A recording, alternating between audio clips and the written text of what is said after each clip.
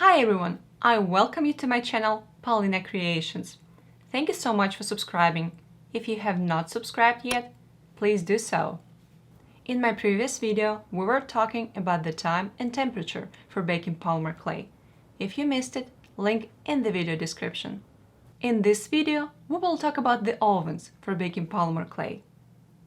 Video sound will be slightly accelerated. If something is not clear, please click on the subtitle button below. Let's get started! Years ago, when I started working with polymer clay, I thought I would need a special polymer clay oven. I bought one in a craft store, advertised for polymer clay baking. It was this model. I think it was around $60. It worked for a couple of years, then broke. My husband fixed it. It worked for another 6 months and broke forever. Since I was in the market for a new oven, I did my research and I found out that you can use an electric or gas oven rather than a specialized one. But I would advise you to get an electric one, since it holds temperature more accurately. Also, it is advisable to purchase a convection oven. This ensures a uniform temperature and prevents temperature spikes that can result in overheating or undercooking. Temperature variations are bad for polymer clay. Baking polymer clay items can be done in home ovens. If you bake polymer clay rarely, your home oven will work fine. But if you work with clay often, I advise you to purchase a separate oven for your projects. In its raw form, polymer clay does not carry any danger. But when heated, the material can release a small amount of toxic substances, and they settle on the walls of the oven.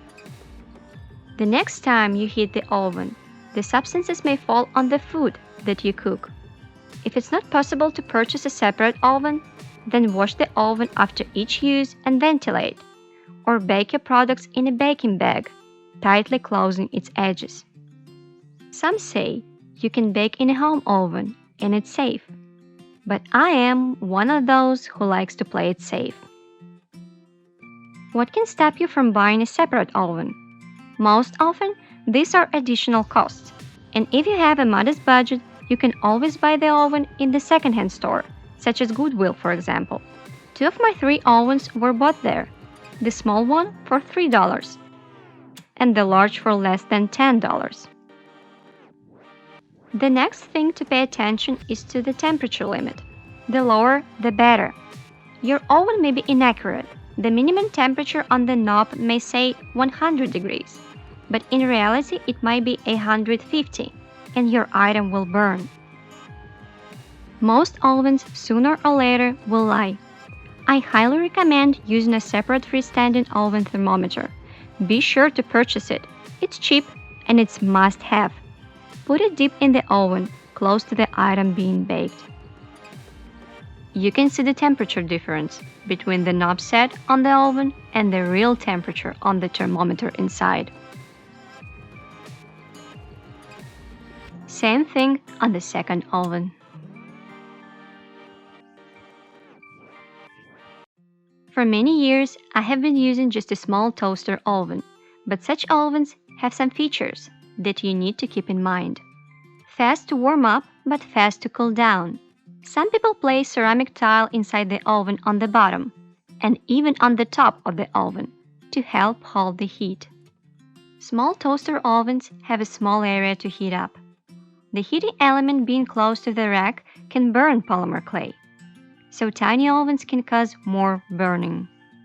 Possible temperature spikes, and it has small space if you make large figures.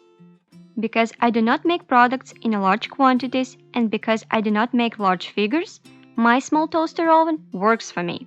It keeps the temperature stable. This is the most important thing for me. The temperature only spikes the first time it warms up. Then the temperature drops to the desired value, and then I put my item inside and bake it. My large convection oven works great as well, but it has 2 minuses. First minus: the room fills with a strong odor while baking. I assume this is because the oven has a small fan inside, which circulates the air. Second minus: there is no safety between the handle and door glass. As a result, I often burn my hand on the hot door glass. My small toaster oven has extra protection. I highly recommend after purchasing an oven not to rush to bake your creation in it immediately. Spend some time experimenting with it. Bake clay samples.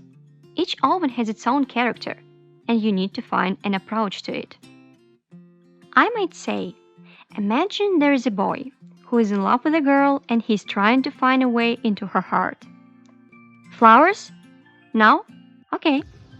Sweets? Do not love sweets. Okay, but she likes movies.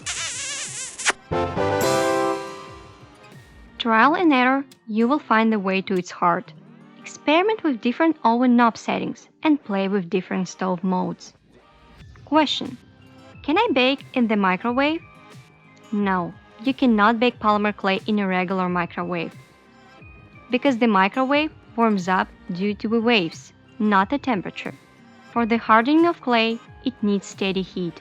However, there are microwave models with the function of grill or oven, in which it's possible to set the required baking temperature. Personally, I have never used one myself. And last but not least, while baking polymer clay, I work in a well-ventilated area. And just in case, I do have a mini fire extinguisher close by. The simple truth is, you do not need to buy the oven from craft store, advertised for polymer clay only. You can buy regular oven, meant for cooking food, but use it for your clay projects only. Remember, your best friend is a separate oven thermometer. It's a must-have. As long as your oven holds desired and steady temperature, it will work just fine. Thanks for watching. I hope it was helpful to you. If you have any questions, please ask me in the comments below. And please subscribe to my channel not to miss my new videos. See you soon.